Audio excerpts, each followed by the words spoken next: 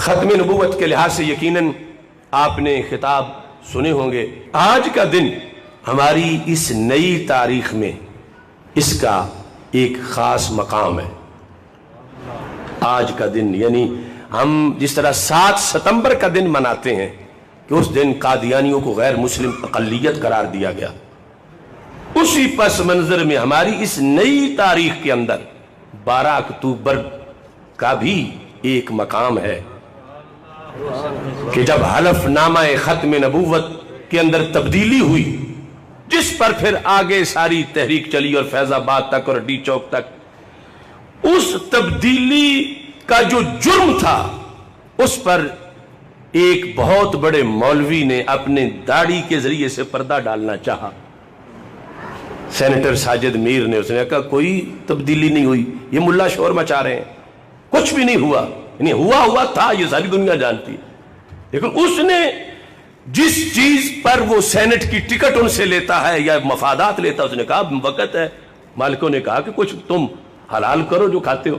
اس نے کہا کچھ بھی نہیں ہوا، میں اتنا بڑا عالم دین، میں چیلنج کر رہا ہوں کہ اگر کچھ ہوا ہے تو میرے ساتھ کوئی مناظرہ کر لے۔ یہ اخبارات کے بیانات موجود ہیں، اور پھر ہم نے چیلنج قبول کیا، یہ بھی سارے اخبارات موجود ہیں۔ پھر وقت جانبین کی پابندی سے، جگہ جانبین کے اتفاق سے 12 اکتوبر پریس کلب لاہور 4 بجے دن اس کا ٹائم جو ہے وہ معین ہوا۔ اور پھر جو وقت قریب آتا گیا، دباؤ آیا کہ ایسا نہ کیا جائے، حالات خراب ہو جائیں گے، لا اینڈ آرڈر کا مسئلہ ہے۔ یہاں تک کہ حکومت اور اس ملک کے اعلیٰ اداروں نے میرے ساتھ رابطہ کیا کہ آپ یہ کام نہ کریں، یعنی انہیں یہ تھا کہ وہ تو آئے گا نہیں، یا آئے گا تو ہارے گا، تو اب اس کی عزت تب بچتی ہے، یا جنہوں نے فراڈ کیا ہوا ہے ان کو تحفظ تب ملتا ہے کہ دونوں ہی نہ آئیں اور اعلان ہو جائے کہ بس وہ ختم ہو گیا ہے۔ تو میں نے آخری رات بھی یہی جواب دیا، یہ جو 11-12 کی درمیانی رات تھی، میں نے کہا کہ اگر تمہارا یہ موقف ہے کہ فتنہ ہوگا، فساد ہوگا، لوگ ہزاروں اکٹھے ہو جائیں گے، کیونکہ ایک ہلچل مچی ہوئی تھی کہ یہ مناظرہ ہونا ہے، اور لفظ مناظرہ ایسا ہے کہ کسی کے کان تک خبر پہنچے تو سارے چل پڑتے ہیں، دیکھیں تو صحیح ہوتا کیا ہے۔ اور پھر اہل حق کا مزید جذبہ ہے، اب یہ مناظرہ ہونا ہے کہ حلف نامہ ختم نبوت جو ہے اس میں تبدیلی ہوئی ہے یا نہیں ہوئی۔ اگر ہونے کے باوجود یہ ثابت کر دیا گیا کہ نہیں ہوئی تو پھر بڑی چوری نہیں پکڑی گئی، چوروں کی موج ہو جائے گی۔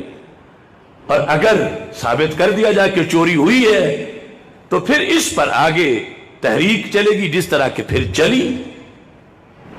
تو اس بیس پر ان کا یہ تھا، چونکہ حکومت تھی ان کی، انہوں نے پھر دفعہ 144 نافذ کر دی، اور دفعہ 144 کا اس وقت جب اعلان ہوا یعنی پہلی رات کو، تو اس کے ساتھ یہ بتایا گیا کہ پنجاب بھر میں دفعہ 144 نافذ کر دی گئی ہے، اور بالخصوص لاہور میں دفعہ 144 کے نافذ ہونے کے بعد اب کوئی مناظرہ نہیں ہو سکتا۔ یعنی اس سے انہوں نے یہ بھی واضح کر دیا کہ یہ جو ہنگامی دفعہ 144 آئی ہے، اصل روکنا اس مناظرے کو مقصد ہے، لہٰذا کوئی مناظرہ نہیں ہو سکتا۔ تو اس پر ایک تشویش تھی پورے ملک میں کہ اب کیا ہوگا، کہ اتنا بڑا مسئلہ ہے، حلف نامہ ختم نبوت میں جو تبدیلی تھی، اگر وہ چوری نہ پکڑی جاتی تو آدھے M N A M P A Qadiani بن چکے ہوتے اس کے ذریعے سے، کیونکہ جو تبدیلی تھی اس میں یہ جس وقت ریٹرننگ افیسر جو ہے وہ کاغذات نامزدگی کی جانچ پڑتال ہوتی ہے، تو وہ دن جہاں تک اعتراض کیا جا سکتا ہے کہ یہ تو قادیانی ہے، یہ الیکشن نہیں لگ سکتا، وہ سب کچھ ختم کیا جا رہا تھا۔ 23 ارب ڈالر کے قریب پیسے منظور کیے ہوئے تھے اسرائیل نے قادیانیوں کے لیے، اور یہ جو ان پر ایک قانونی طور پر رکاوٹ تھی، یہ ویسے وہ ختم کرا رہے تھے۔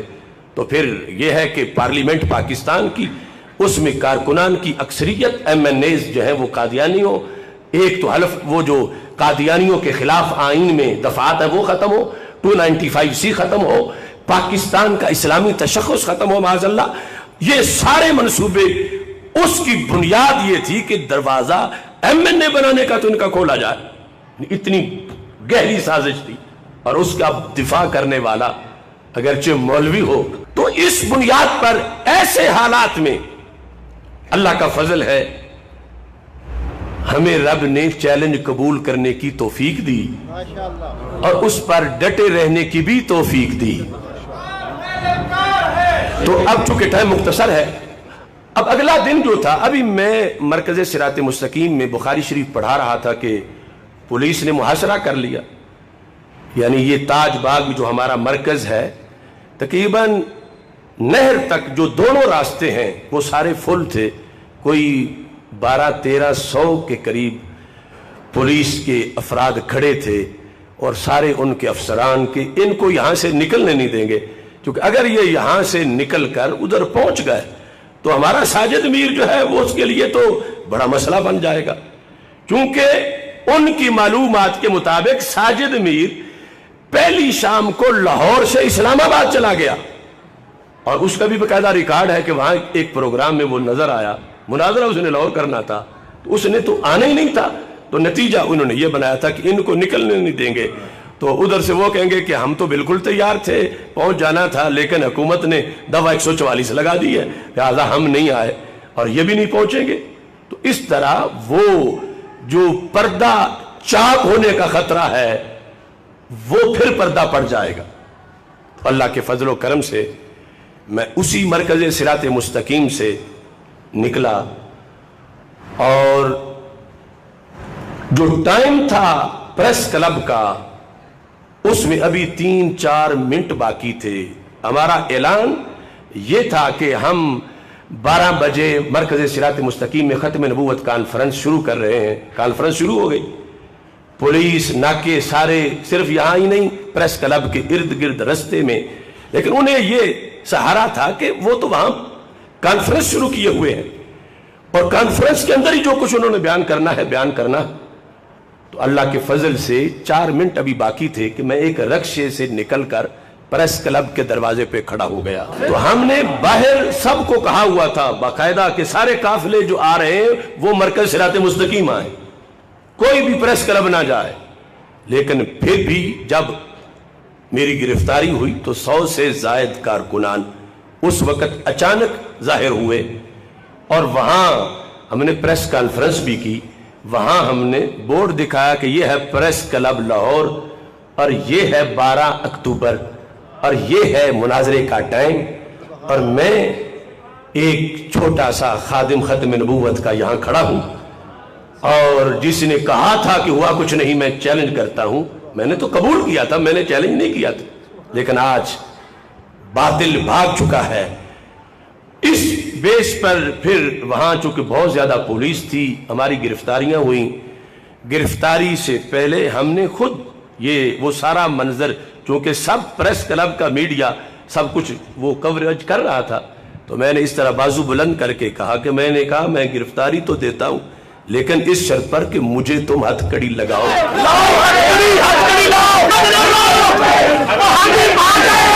تاکہ قیامت کے دن میرے لیے یہ شرف ہو کہ میں نے ختم نبوت کے لیے، کہ میں نے کوئی بھینس کی چوری نہیں کی، میں نے کوئی پانی چوری نہیں کیا، میں نے کوئی ڈاکہ نہیں کیا، اور مجھے یہ شرف مل رہا ہے چونکہ ہم نے نعرہ بلند کیا کہ جیل کا راستہ جنت کا راستہ.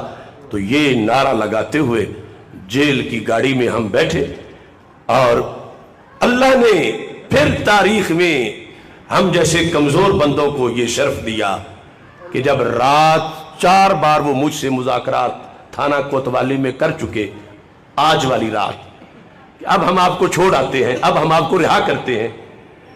تو میں نے حضرت مجدد الفسانی رحمت اللہ علیہ کہ غلاموں کے غلاموں کے غلاموں کے غلام کی حیثیت سے 11 شرائط لکھیں. یہ شرطیں پوری ہوں گی تو پھر مجھے رہائی منظور ہے، ورنہ میں رہا نہیں ہونا چاہتا.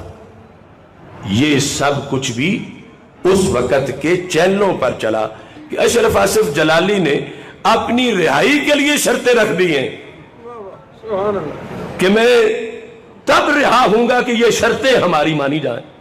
کہ ویسے تو شرطیں ہوتی ہیں کہ ہم سب کچھ مانتے، ہمیں رہا کر دو، جس طرح بعد میں لوگوں نے دیکھا اور ابھی تک اخباروں پہ چل رہا ہے کہتے ہیں کہ موقف پھر بدلتے کیوں ہو، شہادت لینی تھی اب معافیاں مانگ رہے ہو. یعنی یہ جو بدنامی ہے بعد کی، اس وقت اللہ کے فضل سے ہمیں یہ حق کا پرچم بلند کرنے کا موقع ملا. میں نے لکھ کر وہیں ان کے سامنے رکھیں. یہ وہ اب کاپی اب بھی ہمارے پاس ہے، اسی پر پھر مذاکرات ہوئے. یہ شرطیں پوری کرو گے تو پھر میں رہا ہوں گا، ورنہ میں نہیں جاؤں گا. پھر رات بالآخر انہوں نے یہ کہا کہ یہاں جگہ تنگ ہے، آپ بہت سے ساتھی ہیں، اگلے تھانے میں تمہاری جگہ بن گئی ہے، گاڑیاں دروازے پہ کھڑی ہیں، تو آپ ان گاڑیوں میں بیٹھیں تو تاکہ وہاں آپ کو منتقل کیا جائے. ہم جب باہر نکلے، میڈیا کھڑا تھا، میں نے گفتگو کی اور اس کے بعد گاڑیوں کی طرف بڑھے تو انہوں نے کہا تمہیں تو رہا کر دیا گیا اور یہ گاڑیاں تمہیں چھوڑنے جا رہی. تو میں نے تھانہ کوتوالی کے سامنے اپنی چادر بچھا لی. میں نے کہا کہ ہم اب یہاں دھرنا دیں گے اس وقت تک جب تک ہماری شرطیں منظور نہیں ہوتی. کوئی تقابل نہیں ہمارا حضرت مجدد الفیسانی جیسے اکابر کے ساتھ، چے نسبت خاک را بال میں پاک.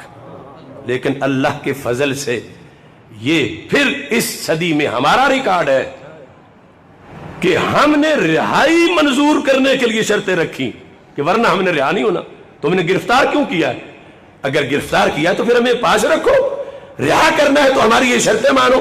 اور جب انہوں نے دھوکے سے دروازے سے باہر نکالا، ہم سارے دھکے دیتے رہے کہ دروازہ کھلے. وہ تھانہ کوتوالی کی اتنا خطرناک کہ وہاں تو قیدی دروازہ کھلنے کی منتیں مانتا رہتا ہے، اور یہ عاشقان رسول باہر سے دھکا دے رہے تھے کہ ہم نے پھر اسی تھانے میں رہنا ہے. اور پھر وہاں ہم لیٹ گئے، فجر ہو گئی، دن گزرا، اگلی رات آ گئی، وہیں جمعہ پڑھایا ہم نے. اور اس طرح کر کے یہ تھا وہ پہلا سٹیپ کہ جس پر پوری قوم پھر بیدار ہوئی. اور پھر ختم نبوت کے لحاظ سے ایک اس نئے عہد کے اندر بھی بیداری پیدا ہوئی، اور آج گلی گلی میں تاجدار ختم نبوت صلی اللہ علیہ وسلم کے نعرے لگ رہے ہیں. تو اس طرح کچھ تھوڑی سی کاوش کا شرف ملا، اللہ اسے قبول فرمائے.